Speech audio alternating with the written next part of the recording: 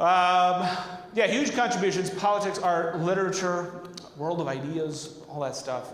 But by the time you get to Rome, and the Roman Empire and this day, Athens has really kind of faded somewhat. It is not the most important city in on the peninsula anymore. In this time period, Corinth is actually the most important city. Now, why do you think Corinth, I'll go back to a map. Why do you think Corinth over here instead of Athens over here? Why would Corinth be a more important city than Athens? I'm showing you a map for a reason. Trade with who? Whom? What? What is it closer to? Yeah, and therefore Rome. So Corinth becomes more important because it's the Roman Empire. Rome is the center of the empire. Corinth is going to kind of overtake Athens in importance. There were a lot of battles that led up to this as well. Corinth and Athens, because of a lot of battles on their soil and because of Roman rule, they were kind of decimated. Corinth just was built up a lot faster as well. Athens was eventually built up again, as well as some of the other cities in this region. These cities, like Ephesus over here, for instance, those cities also very Greek. Because they didn't have the same economic hardship of war, they blossomed a lot more. And so you hear a little bit more about Ephesus, for instance, and what happens in Ephesus later on in the book of Acts. It was a much more prominent city. Athens, though, still very, very important city. And so today what I want to do, I want you guys in your groups to read through this section, verses 16 through 34, to the end of the chapter. I want you to read this, and you can do it however you want. If you want to elect one reader, that's fine. If you want to go around in a circle and read a verse at a time, that's fine. But dig into this a little bit. And come away, as you read this, I want you to come away with a feeling of what the city of Athens is like, and therefore what the mission field is like. If you can also do this, be able to highlight the negatives, the obstacles that Paul faced in his preaching there, but also the positives. What are the blessings that you see there? Oftentimes when we think of Athens and Paul's mission efforts there, we always think about the negatives, but think about the positives too. So, a couple of things there. Get a feel of the harvest field that's there in Athens. Get a feel of the city as you read through this section, and then highlight in your groups the positives and negatives as you read this. I'm going to give you several minutes to do this. I don't know, does 10 minutes seem like too short of a time period? 10 minutes then? We'll try 10 minutes. I'm going to set a timer. Go ahead.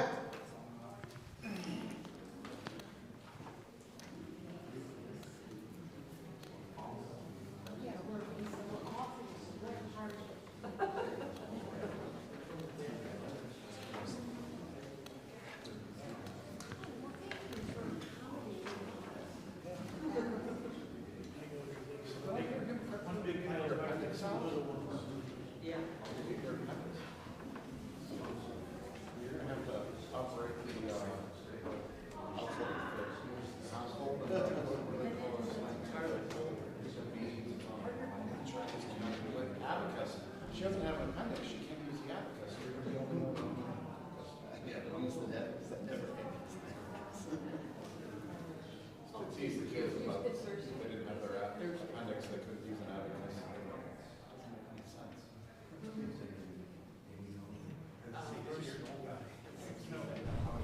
That's what Dad chose. I went through the university. You're right. I believe that's something you 17. Yeah, I think 16 to number 2. But we started at 16? Yeah.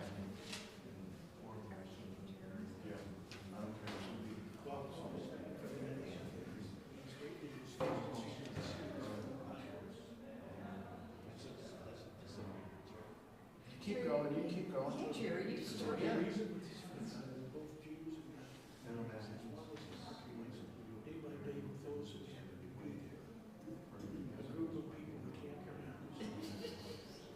Philosophers began to debate with him. Some of them asked, what is this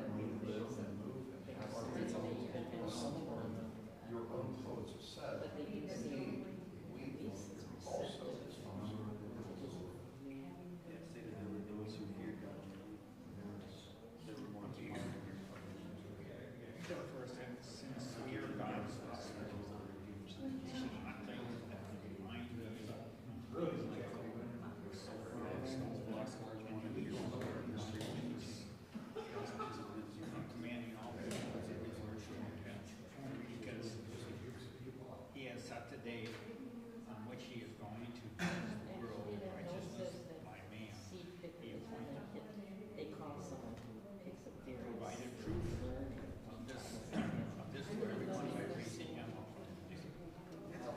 When they heard about his resurrection from the dead, some of them started to scoff, but others said, "We want to hear first again on the subject of Paul and the gospel of some men became followers of Paul and believed, and how many of Dionysius.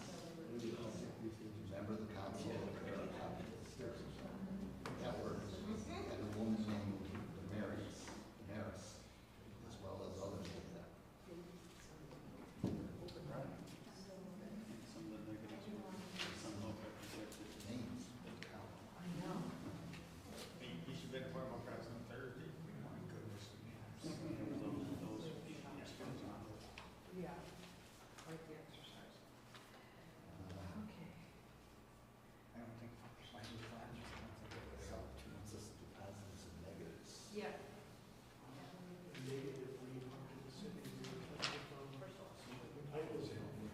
Yeah, there's a bunch of things.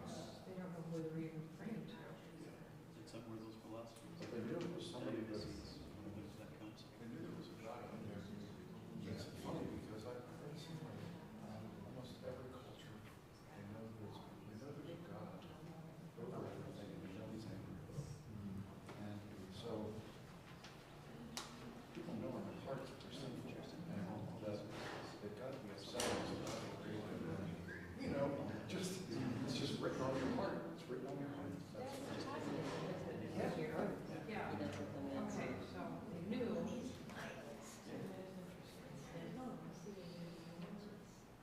He also knew that they weren't very religious, so that's a positive. They just did, they were just one serving to God. But there's all the things they were doing were in the direction of serving God. That's the first one.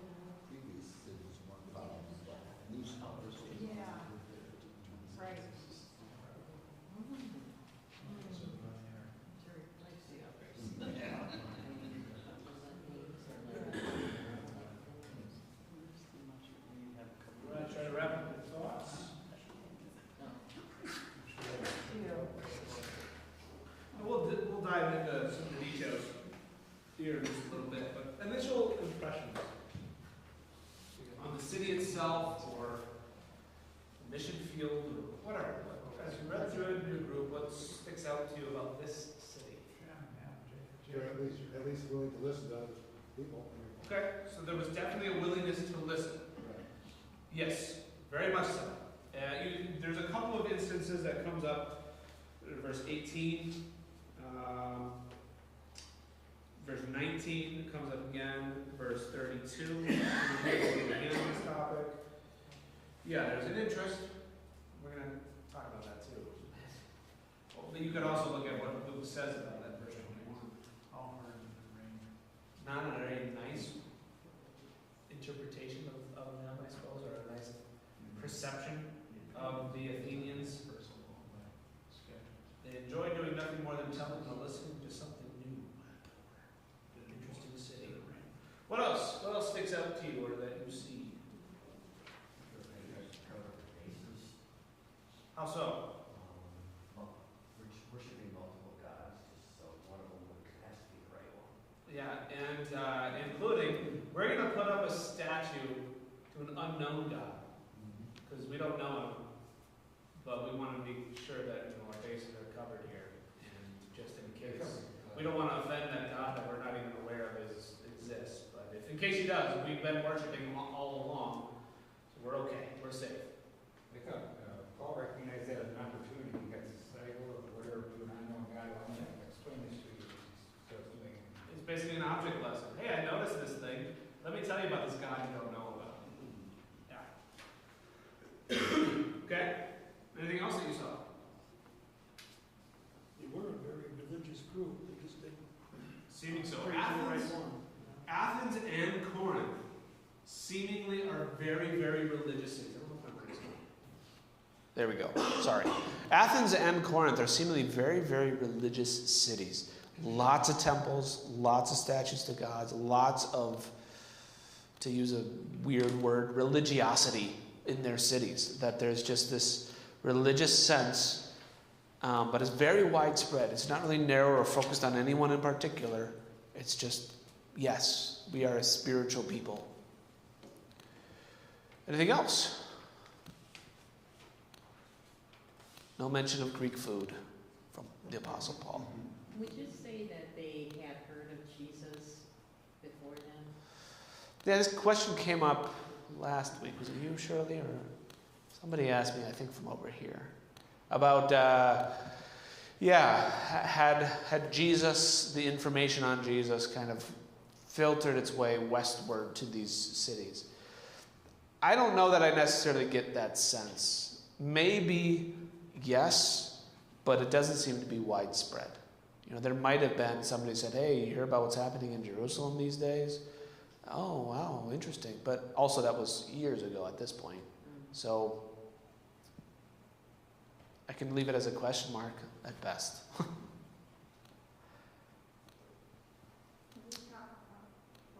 some people didn't believe what they were saying, like what is this babbler trying to say? Seed picker or babbler, I think probably is how the NIV translates it. Yeah, this guy spouting off nonsense. Yeah, there were many who rejected outright. Especially, what was the tipping point for some? I think I heard one group mention it. Towards the end, when Paul starts talking about this particular topic, like, resurrection. Yeah, we don't want to. That's silly talk. I'm not going to take that seriously. Interesting that it's the resurrection that sets them off. Yeah. But some did believe, and that's one of the things I wanted to focus on. There are two names that, one especially of note. I don't really know much about the woman whose name was Damaris, but the guy, he was a member of the Council of the Areopagus. That's kind of an important figure in Athens. And there were others as well with them. Now, what can you draw from this? Is there an Athenian Christian church? We don't really know. There's Athenian believers. Is it enough to form a congregation? Nobody writes them a letter, as far as I'm aware. Paul doesn't write the letter to the Athenians. 1 and 2. So it's hard to say, what is the result of this mission effort. There's obviously some success. There are some believers in the city of Athens. But how much and how prevalent and how long-lasting, I don't know. Yeah? Wasn't Paul traveling with a younger man, maybe Apollonius?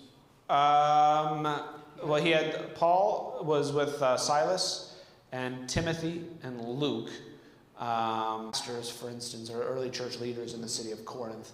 But was he with him here in this case? I doubt it. It's possible, but I doubt it. It seems that Paul's alone. It's just that Greek name, that Apollos. Yeah, it looks like Apollo, right? Right. It's like That's what he's root of named after, or the sun god. Yeah. Greek god of the sun, or Greek however god, they talk about him. So it's just interesting that he was traveling with somebody who was named after the Greek sun. Well, yeah, Now follower of Christ. he's in, it'd be like if you met somebody today and his name was Thor. Yeah. That is a name. It is we had to look up baby names, of course, and that's a rising in popularity. People naming their child Thor. Okay. We weren't going to do that. Yeah, right. I don't know. Okay, so let's talk a little bit then. We'll dive into this a little bit more deeply. Athens. How much time do I got? I got about 10 minutes. So Paul, once again, goes to the synagogue. That's his first stop pretty much at every one of these cities that he goes to. But he also notices all the idols in the city. There's idols to like everybody. And he goes to the marketplace and he starts getting on his soapbox. He starts preaching. There, other philosophers, other thinkers, they begin to listen. They begin to debate him, essentially. Epicureans and Stoic philosophers. Who are those groups of people? Well, Epicureanism taught that the gods did not care about the affairs of men. There is no afterlife. So perhaps those who are talking, or when Paul's talking about the resurrection of the dead later on, they're like, we don't have to listen to this guy. The resurrection of the dead? Are you kidding me?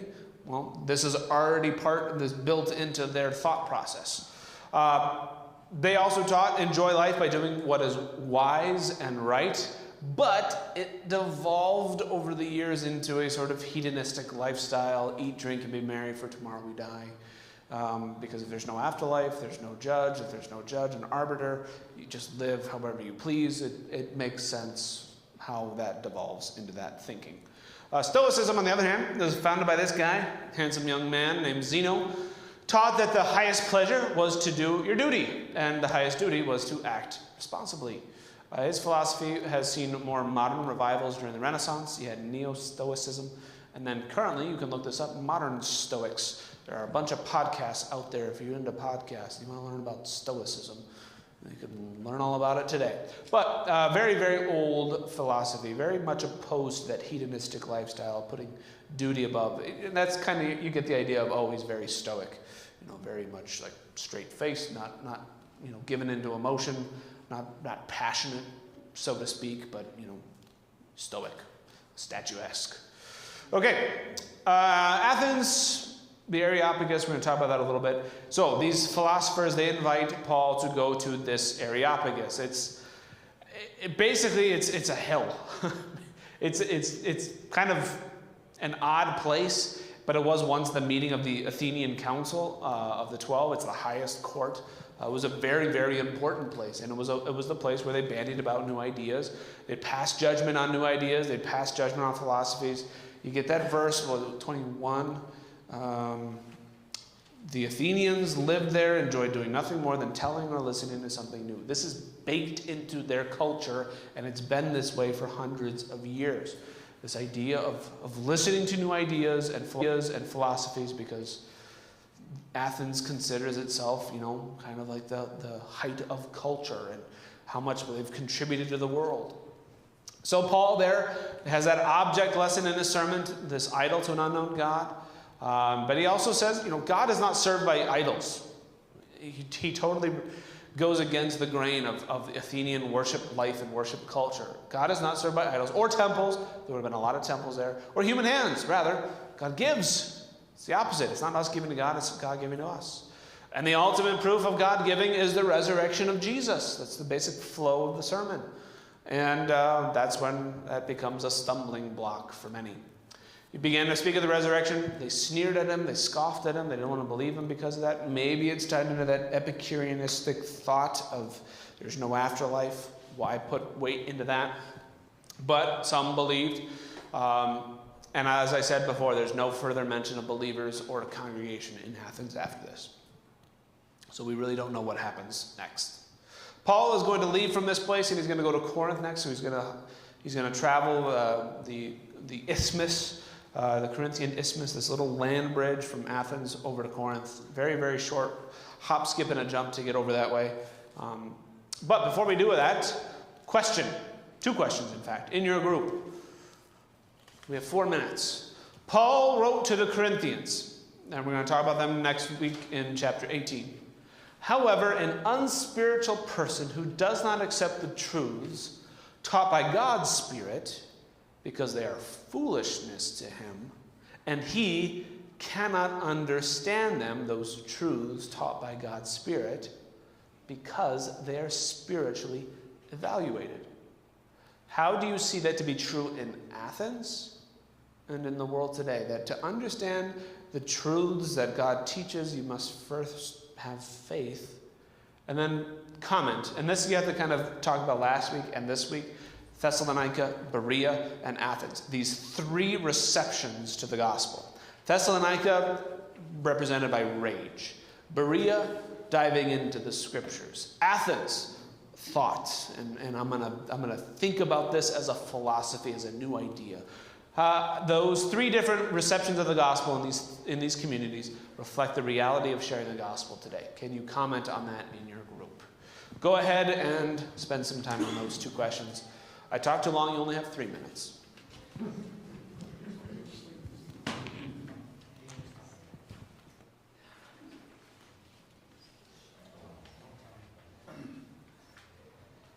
So, the person not accepting truths from God's Spirit is their foolishness and not understanding this spiritual evaluated. Faith comes from the Word, and if you don't understand the Word, you don't know the Word, don't have the Word, you're not going to believe anything that came from the Word. So you don't have the faith, and it just sounds crazy, like resurrection. You didn't know the resurrection story. That it had come from the Old Testament and it was foretold all the way into the New Testament. You would say this is crazy. But remember, people witnessed this in both rooms. Yeah. So they had this open crucifixion. Because, I mean, the Roman Empire is just later down to Yeah. this is how they're learning about the resurrection.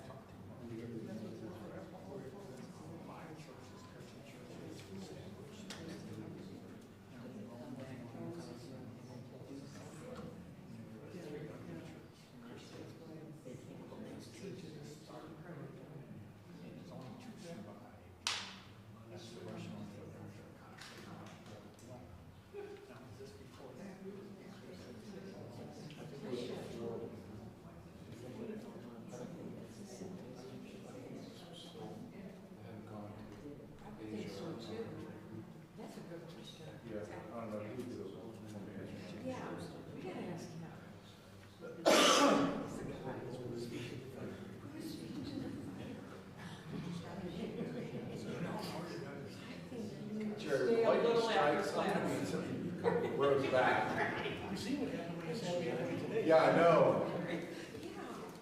That was all set up. He told me to do that so that his heart was stored. Okay, wrap up your thoughts. So, in Paul's letter to the Corinthians, an unspiritual person, an unbeliever, does not accept the truths taught by God's Spirit, does not accept the things written in Scripture. Things like Jesus is the Son of God, the Son of God died on the cross, the Son of God was raised to life, and sin, death, and the devil are defeated by his work, because they are foolishness to him. And he cannot understand them because they are spiritually evaluated, spiritually understood, spiritually discerned, might be how the NIV put it. What do you guys think about that? How does that seem in Athens, and how do you see that in the world today? I think if they can't rationalize it, they can't accept it. And on the same token,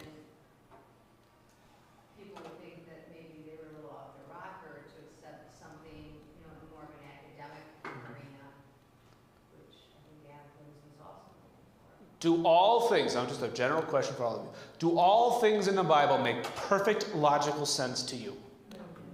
Do you believe them? Yes. That's faith, right? That's faith. Yeah, exactly. You're saved by faith, not by logic. To accept those things that are written in the Bible is faith. We are putting our trust that what God says is true and valid and right. And that, if you don't have faith, makes absolutely no sense. That's what is being talked about here. And I think you see that in Athens, right? You have all these great thinkers, these philosophers, these Stoics, these Epicureans, these other people that are probably there mixed in with that group too. This Areopagus, this big gathering of people who fancy themselves great and learned men, and women probably who are there too, if Damaris is any indication. And some believe, but many don't, because it just doesn't make logical sense. You see that in the world today? It's all over the place. Yeah, I mean, I don't even know if it's really worth diving into that answer or that question too much, because you'll see it probably 10 times before the end of the day. Turn on. The one for right here would be that we give money that some people might say you can't afford that. You shouldn't be giving that to church. Yeah. And numerous times in our lives, when we were having a little bit of money troubles, money came from somewhere that we weren't expecting. We've never. Yeah. And then too, that generosity of God produces gratitude, is what we were talking about today in the sermon.